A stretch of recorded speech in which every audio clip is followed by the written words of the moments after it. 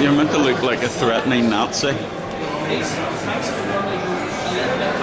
That's not very threatening.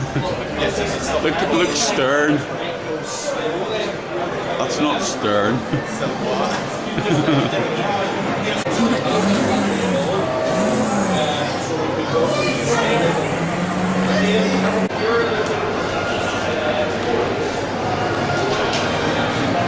Just because I'm way too lazy to go up close, I'm zooming in from a fair look. How cool is that? You can just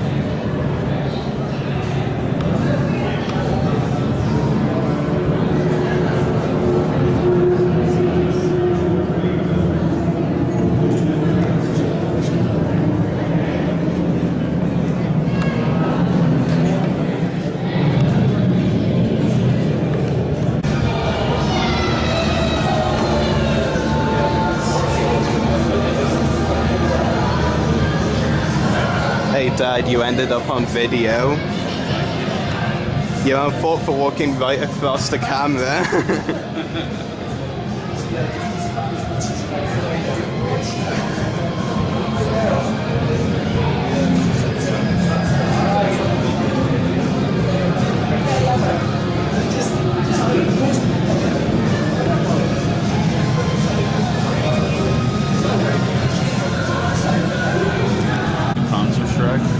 Yeah, pretty cool. Oh, come on, I won't zoom in. Oh, of course I will. I was, moving the button the wrong way.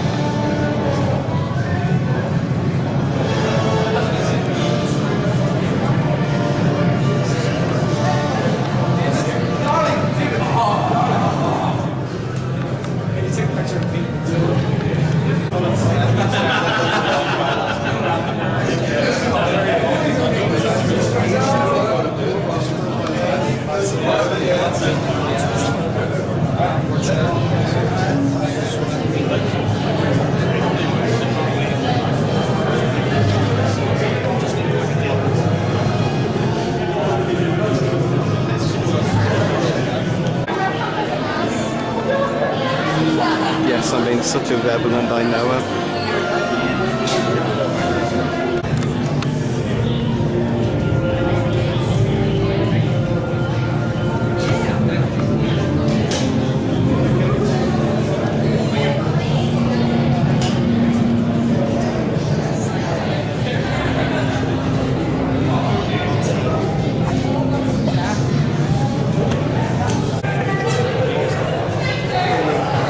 worry, I wasn't recording when you were blocking it.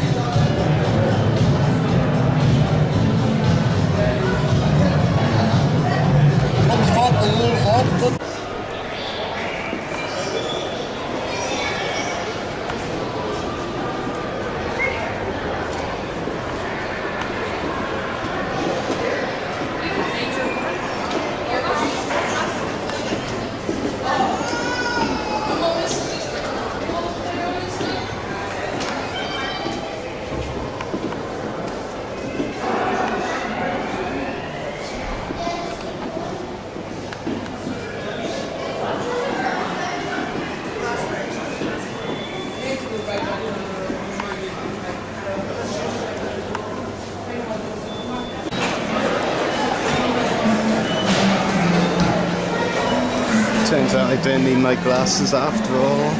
Pretty much. I will at celebration though. I've already been told off for walking in front of his video camera twice. I didn't tell you off, I just said it was amusing. That's your tone of voice, Rory. Dad, you're walking in front of the camera. Well, that was the first time, that was different. Will I tell Paul what you want? No, it's okay. Videoing the morning of cash. Yeah, I have to video everything today.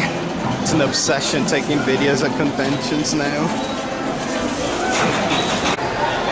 We've got some of the new Planet sets as well.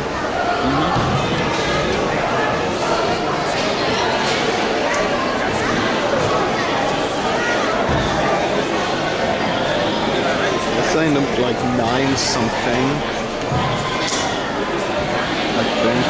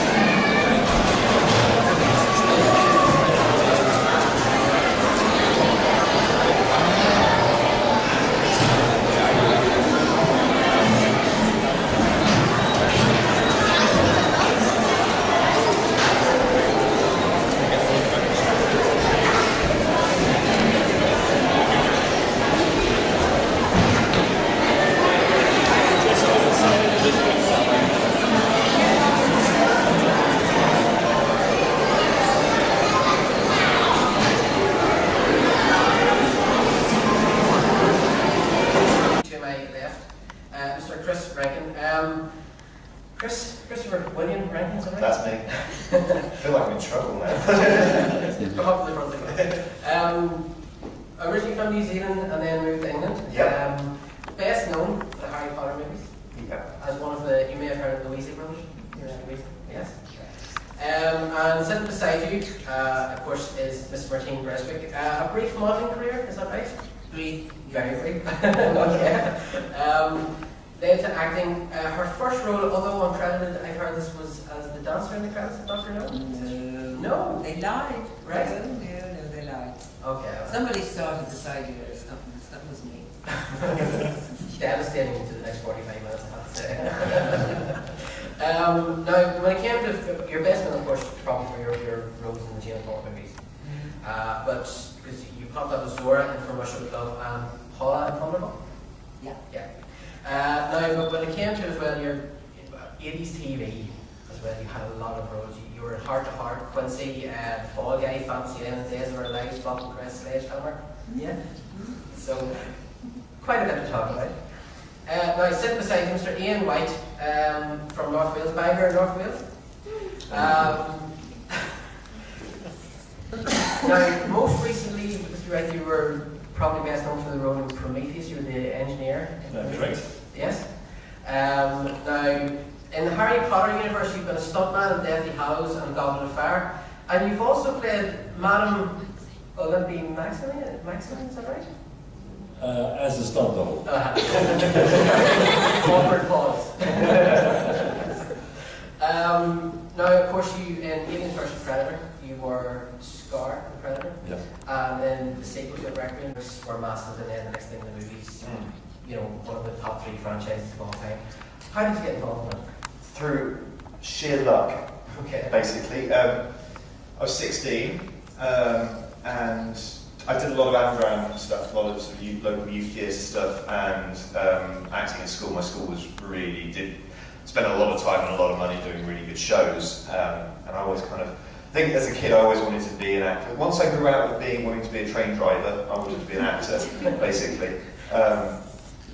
And, you know, was fully planning on going to drama school and, you know, never working as an actor and just kind of, you know, serving in McDonald's for the rest of my life. But, yeah, when I was 16, there was this thing on the TV saying that if you want to be, they're making these films out of Harry Potter and they're looking for kids who haven't done anything before. They want kind of real actors, real people rather than stage school kids.